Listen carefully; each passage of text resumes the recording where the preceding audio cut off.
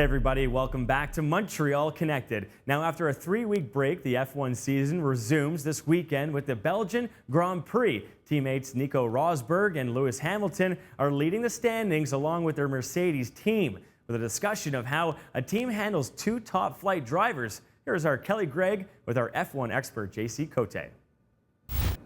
Well, Lewis Hamilton and Nico Rosberg are teammates, but they might not be the best of friends, not like JC Cote and myself. JC, thanks for being here. Thanks for having me. Well, incident at the last race where Hamilton didn't let Rosberg pass and disobeyed team orders. So let's just start with the basics. What exactly are F1 team orders? Team orders usually involve the team asking one driver to slow down in order to show preference or give a better position, a better ending race position to the other driver.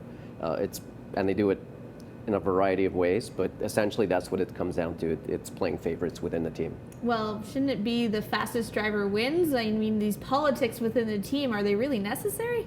Right. I mean, it's an interesting thing because sometimes, depending upon where a driver is slotted in, and they need to score points in order to maintain their rung in the championship, the team will ask the second driver maybe to fall back a little bit to give the other driver a higher grid position and more points in order to secure that championship position.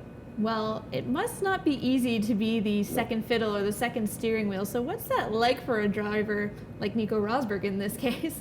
Right. I mean, I don't think that Mercedes is playing favorites yet. I think both drivers have benefited from some attempt at team orders so far this season.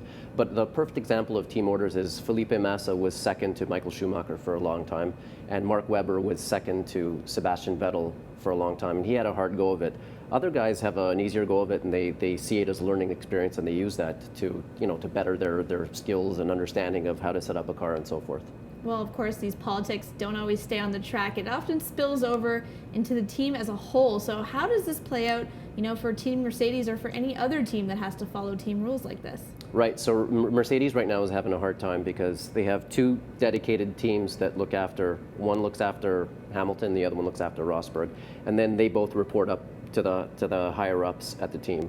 And so there's a lot of keeping of secrets and trying to safeguard setups and this kind of thing, and it's not healthy for the team, and they're starting to show cracks there. Well, you mentioned starting to show cracks. So how do you think this Rosberg-Hamilton relationship is going to play out? They are the 2 top drivers right now in F1.